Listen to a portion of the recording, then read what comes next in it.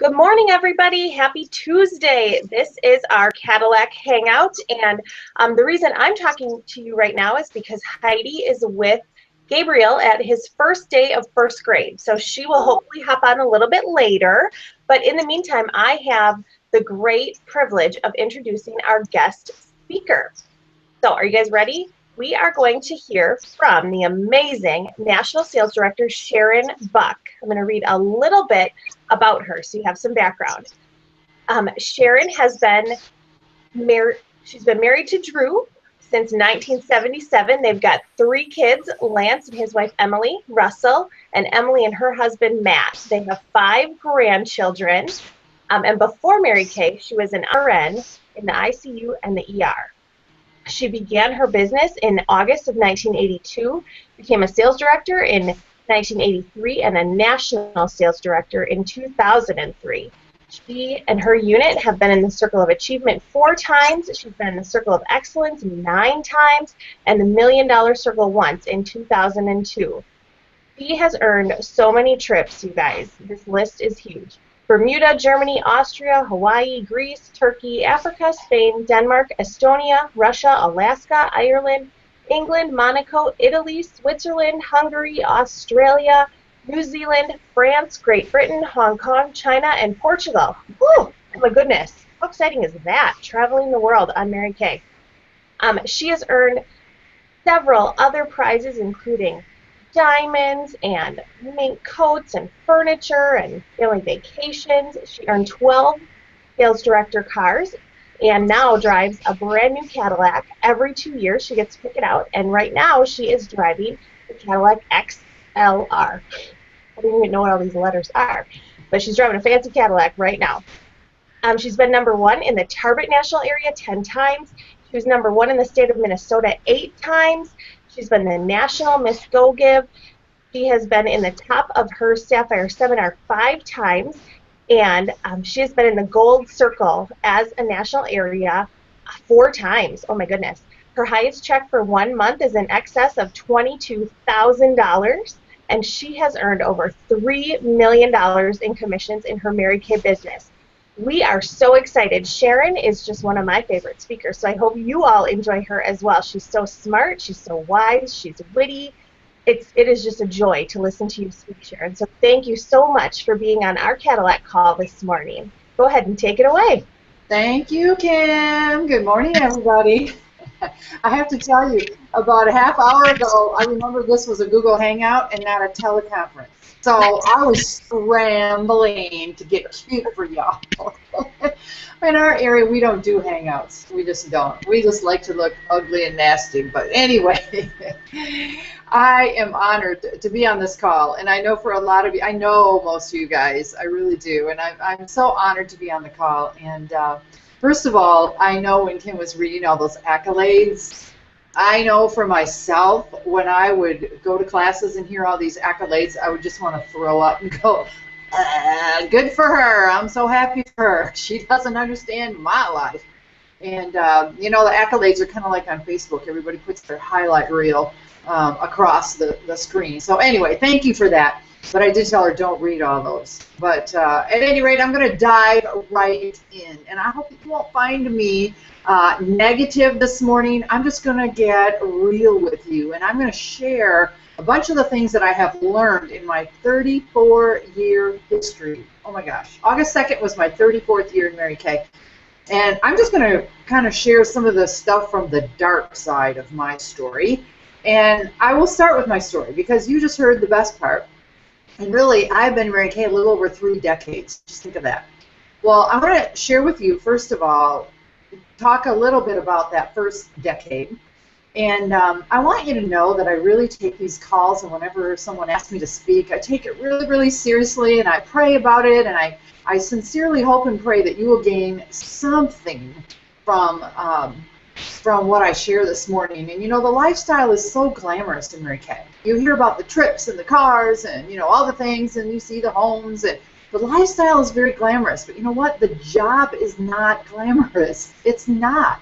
I've had all the same stuff happen to you. I have been porched so many times you can't even count.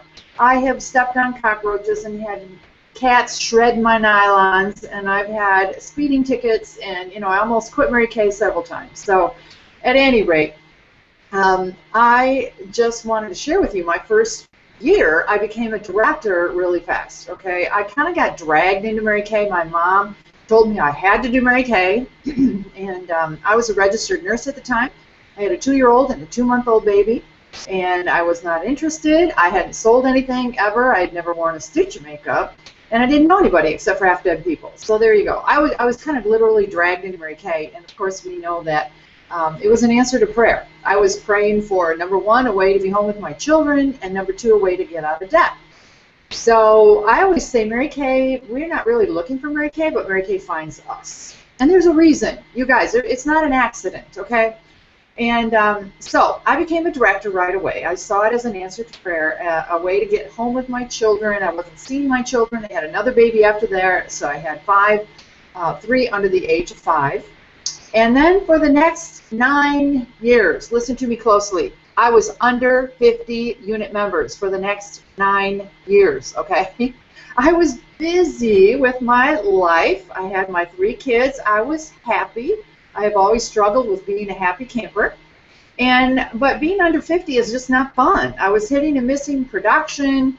It just wasn't that great. Well, then the next decade, okay, so that was my first decade in Mary Kay. I became a director, and then I was under 50 unit members, hitting and missing production for all that time.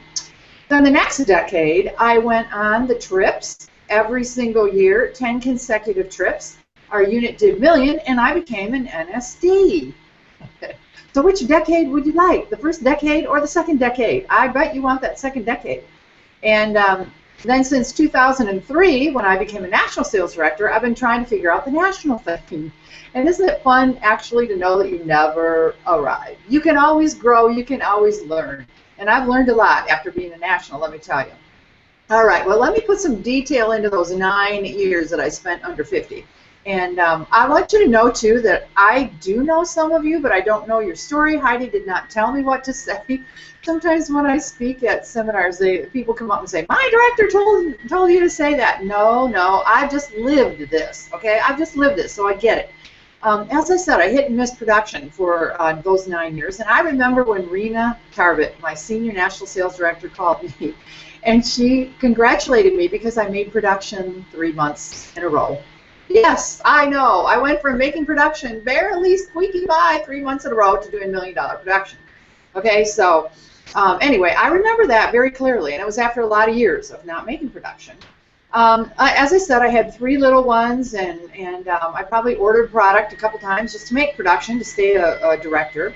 I went to everything. Can I just tell you that? I clapped and cheered. I was your best cheerleader. I love Mary Kay. I love the philosophies of Mary Kay. I loved everything about Mary Kay. I went to every retreat, every leadership, everything. I clapped and I cheered, but guess what? It was from the sidelines. It was not from running the race and bringing people with me. I was on the sidelines. As I said, I kind of always had a happy camper syndrome where and I still struggle with that today. I'm happy you put me in a sleeping bag on the side of the road. I'm happy, or in a hotel that costs $1,000 a night in Venice. I'm happy. And I rationalized. I didn't realize I was making up stories in my head and rationalizing and just kind of saying things like, well, I'm not materialistic, and I'm more godly than these people. And I kind of had a fear of being arrogant or greedy. And I would go to classes, and I had such a bad attitude. I didn't know it because I was happy, and I was a Mary Kay director after all. But I would go to classes, and they'd say, you need a bigger unit. You need a big unit. And I'd go, duh, I know that. How can I get a bigger unit?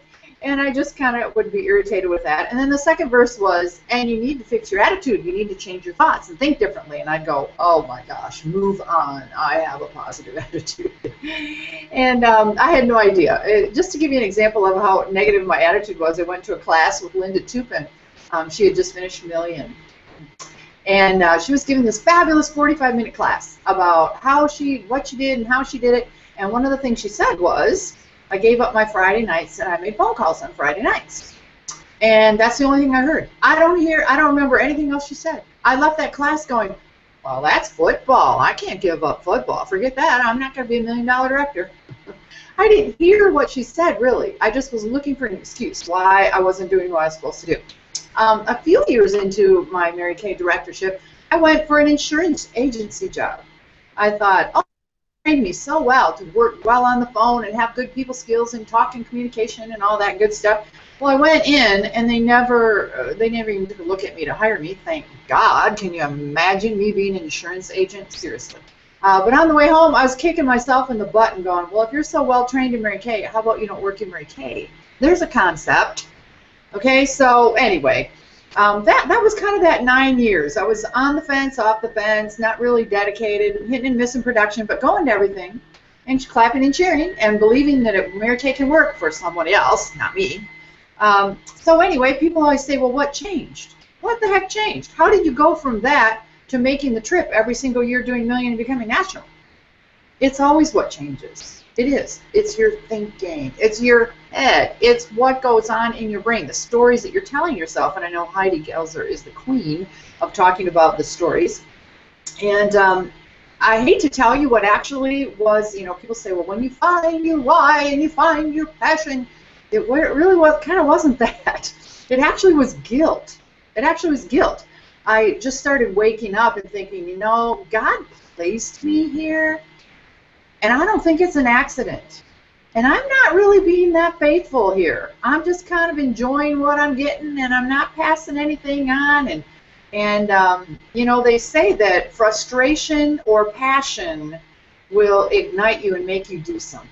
Well, it wasn't the passion, it was more the frustration that I was being unfaithful. And I kind of had a big guilt attack. So I got down on my knees and I prayed for repentance.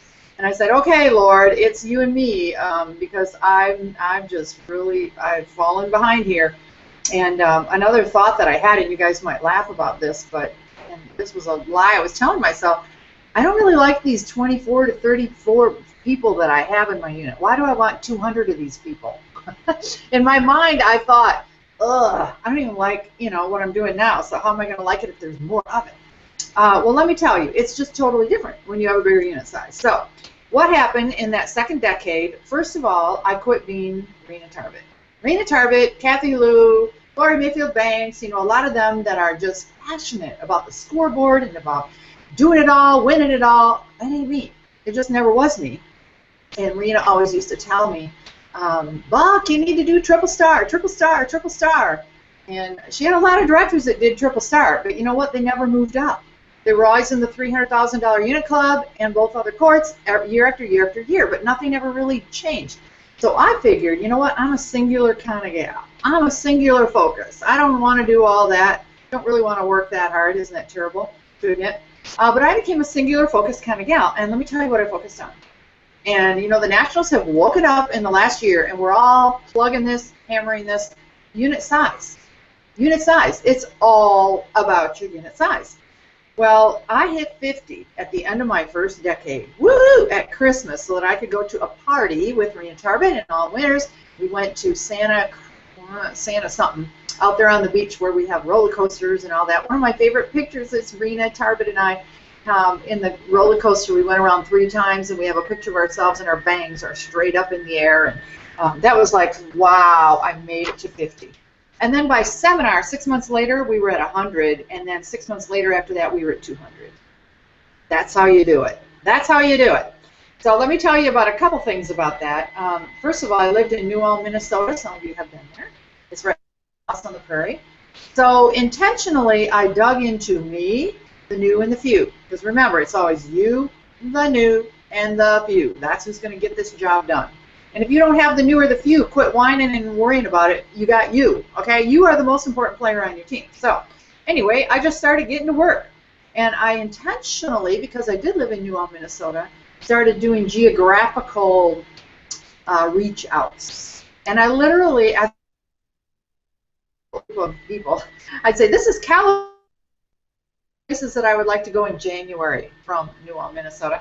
And I said, this is California month. And we just hammered out California at every party, at every fete, all of our customers. We just started asking, who do you know in California? Who do you know in California? And I gave little charm bracelets. It was a break estate. And to tell you how this, whatever you focus on, whatever you intentionally put time and any energy and into, that's what you get. And now my area is spread out into 42 different states because I had that geographical.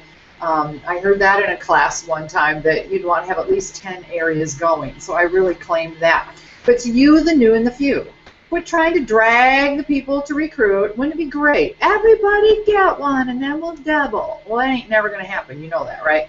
You have to go get a gold medal, and then you might have a few that maybe somebody wants to get into a red jacket, but the new can multiply. Let me tell you that. The new can absolutely multiply because you can get them before they get contaminated by the rest of the unit who is not recruiting.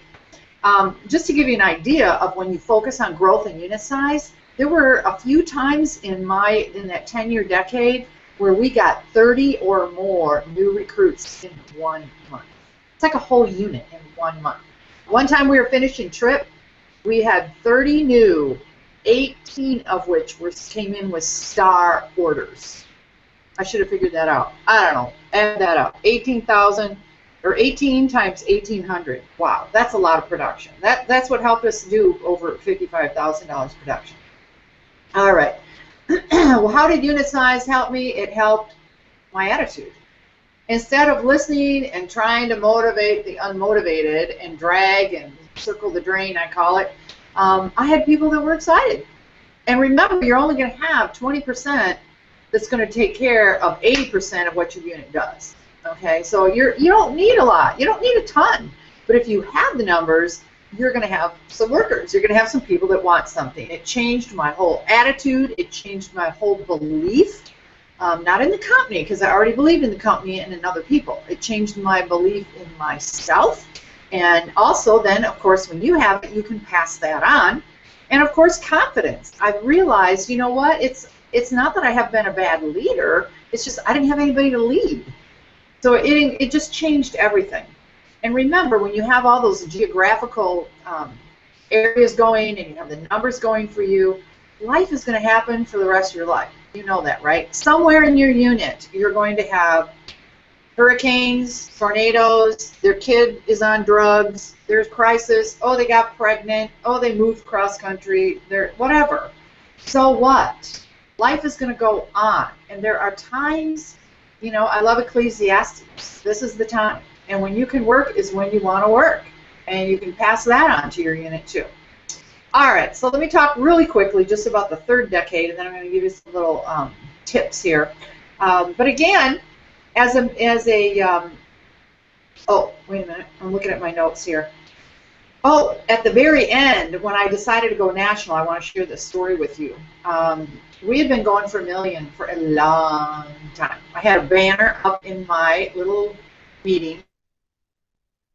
I had 10 people at my meetings. They were like huge. Okay, I didn't have big meetings. We didn't have fancy training centers in New Ulm, Minnesota, whatever. So don't think you have to have all these systems and things in a great office. You don't. You really don't. But anyway, I had a banner up that said, Minnesota's #1 unit marches to $1 million. And I had that up for 8 years. And I went back to the singular focus thing. Okay, first of all, my singular focus was unit size. Now, it's, Mary Kay always said, you can't chase 2 rabbits. And if you think of that, if you have just even 2 big goals that you're going for, whack. You have put 50%, you've taken 50% off of this one, and you know, the chances are only you have them to 50% that you're going to make either one. So it really is important. If you can put all your focus and energy into one goal, it makes a big difference. But anyway, I took the banner down. I said, we're not going for $1 million, we're going for national, because that's really where my heart is. That's the one that I'm choosing. Mary Kay said, you can't chase 2 rabbits.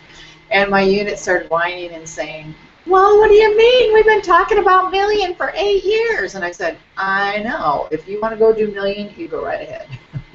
And literally, I didn't even track it. We did well over $1 million. Okay, so it's amazing how that happens. But you know, as a national, it's really kind of the same gig. It's still about numbers. And you hear the nationals who want to be gold circle, diamond circle, inner circle. Back to numbers. It's always a numbers thing. And remember the 80-20 rule that I already told you, but remember also the third, and the third. And I hope you're teaching your red jackets. If they've got 3 people on their team, how long are they going to be in a red jacket? This month. Hope you enjoyed it, right? They got to have at least 12 people. A third of their team, your unit, your area, when you're national, is going to be doing something. They have a goal, they're working. A third of them are hanging out. And a third of them are quitting. That's just the way it goes. I don't care who you are. Quit trying to beat the numbers, okay? You can't beat the numbers. And, you know, the numbers are important because you are dealing with a volunteer army. All right? Remember, we are all independent contractors. You really have no control over what they do or don't do. You know that, right? All you can do is inspire. You can't motivate. You can't demand. You can't, you know, quit dangling stuff in front of people. That doesn't work. So, you know, you don't ever get to coast in Mary Kay. Coasting just doesn't happen. If you coast, you're going to go downhill. And I want to talk to you just really in the last minutes here about building stability, something for the long haul. How can you be a lifer in Mary Kay? And how can you have a strong foundation and even joy, a lot of joy in your business? Well, let me give you a few tips. Okay, number 1, know yourself. Remember, I was not Rena. I had to come to that realization. Know yourself. There's so many studies. There's personality studies, the 5 basic needs. It's crucial that you operate in your strength zone. You were hardwired by God Himself. Okay? He did not make a mistake, and He's not going to change His mind. You do not need to be fixed. You don't need another teleconference, another handout, another promotion. You don't need any of that. You need to be still, pray, figure out who you are and how you can work in your strengths. Swim in your own lane. I'm sure you saw that Facebook thing about the person that was looking at Michael Phelps in the Olympics. But seriously, work in your strengths, and when you do, that gives you joy, and it gives you the passion. It makes you so excited.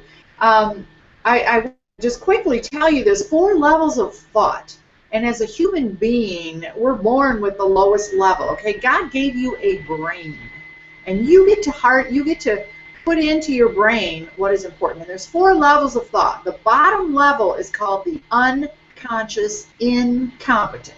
Think of those 2 words. You're unconsciously incompetent. You've all sat next to her at seminars. An idea or something comes out, and she goes, "Well, that ain't going to work for me." That was me, okay, years ago. No, that's not going to work.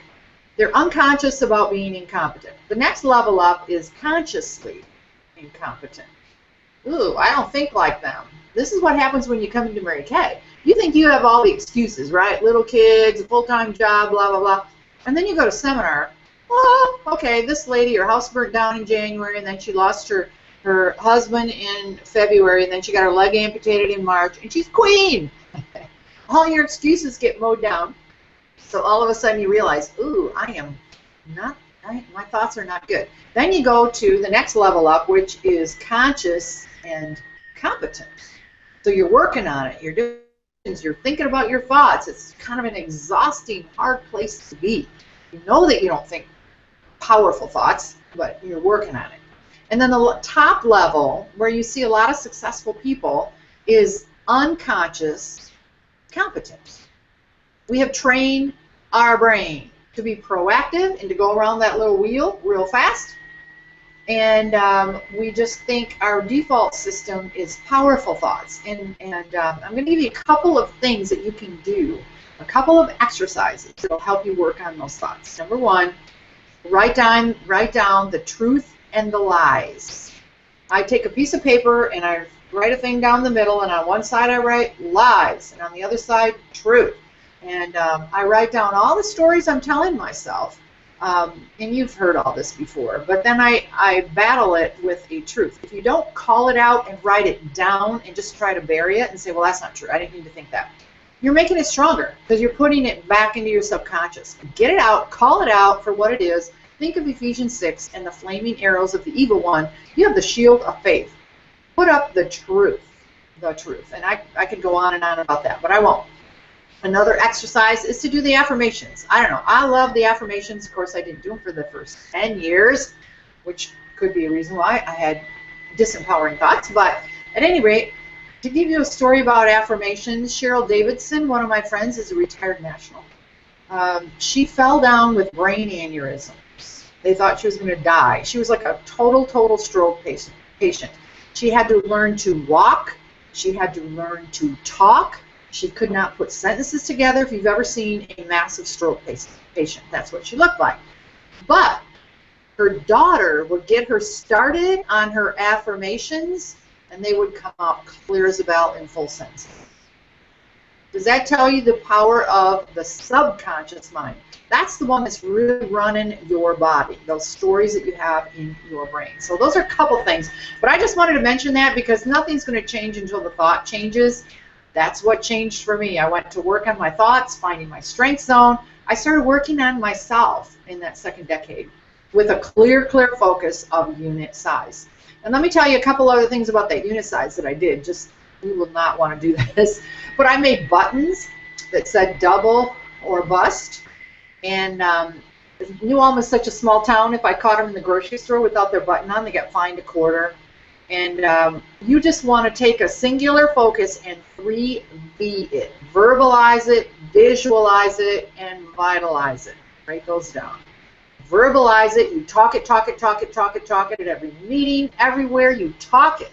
You visualize it. You put it in all your newsletters. Everything you do has to do with that. I'm not saying you ignore Star Consultant and stuff like that, but you take all the stuff and you funnel it into that one focus. How can you use these programs to make double your unit happen? Okay. All right. So I would not recommend the double or bust, by the way, because people would come up and go, double our bust? Why do we want to do that? I got big boobs already, so don't use that. All right. A couple other things that I want to close with. Please stop circling the drain. This is the biggest thing that I see directors do. They get so frustrated because they're listening to what people are saying. I wanna, I need, I gotta, I'm gonna, I will. And they're not working. And we're down there by the drain. Remember the bathtub analogy that Mary Kay always used? Your unit is like a bathtub. Your job is to stay up at the top and keep that hot water turned on with new people. That's your job. It's not to be down here at the bottom of the drain. You start circling trying to save people because they need it and you love them and Mary Kay would work for them if only. Fill in the blank. You cannot circle the drain, you guys. You're going to go down the drain with them. And think, isn't it way easier to go get a $1,800 new recruit that's excited than to get 9 people that are circling the drain to order $225? Put your energy where it matters, and that's up at the top with the hot water. That's where you want to be. Invest your time wisely. Another thing, quit having the little pity parties. You can't afford long pity parties, okay? So knock them out. And quit saying, nobody in my unit is working. Well, that must include you, because you can totally be absolutely responsible for your own production. You should be doing your personal team should be doing 5,000 every single month. You can turn this puppy around, you, the new and the few. And if you don't have the new and the few, then go get the new and then work with them and turn some of them into the few. All right, you are the answer. You are the star player. Also, the 21-day challenge, I'm not going to talk about that because I know you've been hammered on the 21-day challenge. I did a call for Lisa Madsen. I don't know if you've heard that one, but the bottom line is I did a 21-day challenge, and I can just tell you it eliminates procrastination, guilt, fear, being broke. It builds self-discipline, integrity, excitement, money, etc. And remember way back when I said it was guilt that kind of turned me around, not passion? Do not wait for passion to fall out of the sky and hit you on the head. Passion is a fickle emotion, and it's going to If you think for 34 years I've been passionate about my Mary Kay, no, not even for the last 2 years. There's plenty of times when I have had no big purpose or passion. What I discovered is, you know what? Purpose and passion is it's gonna go by the wayside, and then it's gonna come back, and that's gonna go by the wayside. Self-discipline is actually the common denominator of all successful people. Self-discipline. You keep working whether you feel like it or whether you don't. It always is going to trump being excited, because excitement is going to wear off. I guarantee you that. Just how many of you just got back from seminar? You were going to set the world on fire, and then by the next Tuesday, it was gone. Okay, so don't worry about that. Worry about the self-discipline. And I found my passion is I show up every day and be excellent. That's what I do. And then I let God show me and provide the adventure of the day for me. And I can't tell you how many cool things have happened on a daily basis that I did not know was going to happen. So in closing, let me just share with you, it's so worth it, you guys. It's so worth it to build and to build big. Focus on that unit size. And I don't care if you got under 50, if you got 50 or 100 or even 200. Unit size is always going to propel you forward, find you some new hot shots to work with, give you that that excitement and that passion. You know, we build that excitement and passion when we're out working. So it is so worth it. And many of you know my story that my son, that was 1 year old when I quit Mary Kay, was killed in a car accident. It'll be a whole decade now in October. And when they came to my door, he was 24, and he was in the Coast Guard, and they came to my door, and I knew he was gone, and he was supposed to be the best man at his brother's wedding the following week. And I just can't tell you. First of all, check, he's in heaven. I thought that thought. And then secondly, all those no's, all those times of being porched, all those cockroaches I stepped on, and the times I got lost, and all the stuff that we go through is all worth it. It's all worth it. You know, we had more life in his 24-year-old life than a lot of people have in their whole 80-year-old life. We went whitewater rafting and mountain climbing, and I had the time and I had the money. And so I just had no regrets. It's just so worth it. And now it's part of my story. It's just part of who I am. God has used that to, we have a fund in his name, the Russell Buck Fund. And we raise money every year and put evangelists on the street in mainland China. And just in one day, there were 100 baptisms. So, I mean, gosh, how can you not be full of joy at that? So you never know how God's going to weave it all together, but it will be a beautiful tapestry. It totally will. And I'm going to close one last story that Rena Tarby used to say, and, you know, she passed away a couple weeks ago, and I always say she's louder in my head now than when she was alive. But she used to share the story about the peanut butter sandwiches, and you probably heard it before, but it's my favorite, really. And she talks about Joe and Sam, who worked together, and every day they would have lunch together, and picture them in their little hard hats with their little metal pails, and they would go and sit on the girder, and they would open up their lunch box, and every day Sam would say to Joe, oh, peanut butter sandwiches, shoot. And on Tuesday, peanut butter sandwiches again, and Wednesday Sam would go, oh, nuts, peanut butter sandwiches again. And finally by Friday, Joe had it. He said, okay, Sam, if you don't like peanut butter sandwiches, why the heck don't you tell your wife to make you something different? And of course Sam says, oh, I'm not married. I pack my own lunch. I love that story. Isn't that true in Mary Kay? You know, we whine, we say, well, nobody in my area, nobody in my unit's working, or I don't have enough money, or gosh, I wish I had more time, or blah, blah, blah. You know what? You're the CEO of your own boss. Go pack a better lunch. Seriously, go pack a better lunch. All right, well, hey, I'm done. Like I said, I hope you don't think I was being negative today, but I'm just speaking from a lot of experience.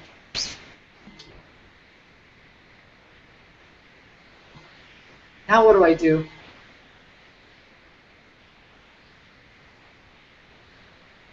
Hello? Hey Sharon, it's Nikki. I'll talk to you. Hi, Nikki. Unmuting. Hi. How are you? I'm great. How are you? My daughter, she's a freshman in New Ulm, so that's kind of funny. You were talking about it. Oh my gosh! So you just you took her already, right? Yeah, they started. Yeah, I did. Yeah, they had their first day yesterday. Oh my gosh. Oh my gosh, Sharon. You guys, I remember Sharon Bucks. I went to college in New Ulm, and I remember that pink Cadillac driving around. And now it's so funny because when I took my daughter to New Ulm, all my classmates who remember Sharon are like, do you drive a pink Cadillac like Sharon Buck does? I'm like, yes, I do.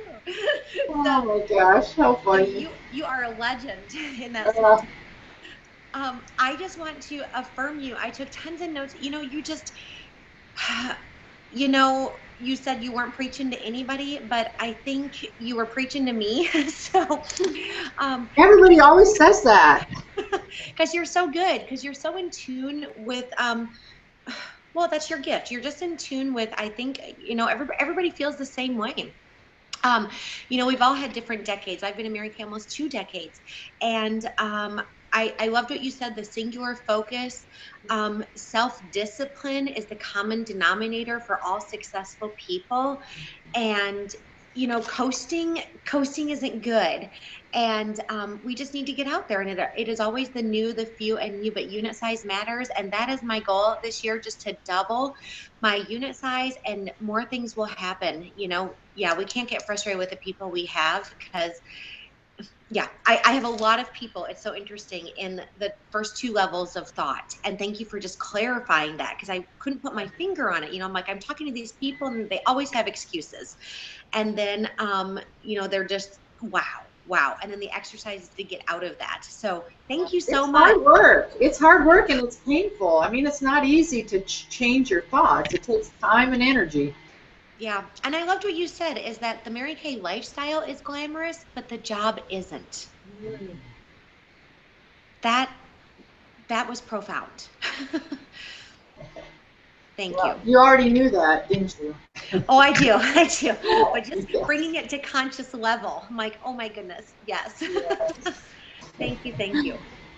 You're welcome, Nikki. Good to see you. And tell Ryan Drew missed him at seminar. I will tell. Well, my goal this year is to retire my husband. So all right. That's my singular focus, and I think he's really serious too. So I got to get to work. It's great. It's great. You'll love it. Thank you. You're welcome. Hey, Sharon. Thank you.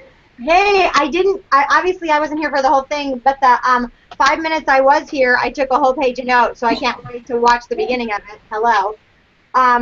Wow. Like Nikki said, self-discipline is the common denominator of all successful people. And I also love what you said, that passion is fickle. Because I was just talking to someone about this last week where she said, I don't feel like the passion that I used to have, and I want that passion back. And I asked her the question, do you think top directors and nationals are always passionate about their day-to-day? And, she said no. And I love it. It's self-discipline is the common denominator, not passion, not anything else, not any feelings, because those are going to come and go. And I always love when you share about your son, because you know what, you guys, a lot of you have really good lives right now. You have they're good lives. They're good lives. And it's good enough. And what I've often said is good enough is the enemy of great. And so, what kind of greatness can you have, like you got to have, Sharon, with your son and with your family, that you said he got to live a lifetime in his 24 years before the Lord chose to take him to heaven. And then now using his lifetime and his death to save so many more people. And yet that wouldn't have been the case if you wouldn't have chosen to be self-disciplined in the times when you could have been settled for good enough instead of the greatness that God had in you. And I also love what you said, just that little bit, is that you worked, when you went back to work, or built your unit, it was out of guilt, not necessarily passion, like different things, like I'm not using the abilities that God has given me. And you've often told me, I listened to her for 5 minutes, you guys, and this is what I got. You've often told me that you decide to show up every day and be your best and leave the results up to God. And that's just a great way to live. That's a fun, enjoyable, what is my phrase I sometimes use? I can't even remember, but it's just living in joy and not worrying about the results, leaving that up to God. So seriously, 5 minutes, you guys, I got all that. So I can't wait to hear what you guys got in the first 20 minutes of that. Is there anything, Sharon, that you would like to say at the end? Because you, my friend, have always changed our lives. You always tell it like it is, with love, with humor, and we can relate to you. You're someone who we say, wow, if Sharon Buck can do it, I can do it too. Well, yay. No, I thank you for the opportunity, because I'm entering my last 5 years. I'll be retiring, and I can remember Rena when she was doing that, and you just talk about passionate. You totally get passionate about passing things on. So thank you for the opportunity to do that in just a little bit, and like I say, I always pray, I'm like, Lord, just use me here and today. Well, he's used you for me, for sure, and for Nikki, and I'm sure we're going to be hearing from other things. But you guys, as teachers and as mentors, I just told my son this morning. I took Gabriel up to first grade. All of our other kids are gone. So and Cars texted me this morning and she goes, and then there was one. And as we're driving, the block to school on his first day he gets driven, we said 3 words: listen. His job was to listen, to learn, and to lead. And I pray, you guys, that you are going to do that as well. You listened to Sharon and your mentors. You're learning it. And now you're going to lead by example. So, my friend Sharon Buck, thank you for filling our cups today, and may God be with you as you continue to bless the people he puts into your life. Have a great day, everybody. Thank you, Heidi. Bye. Bye.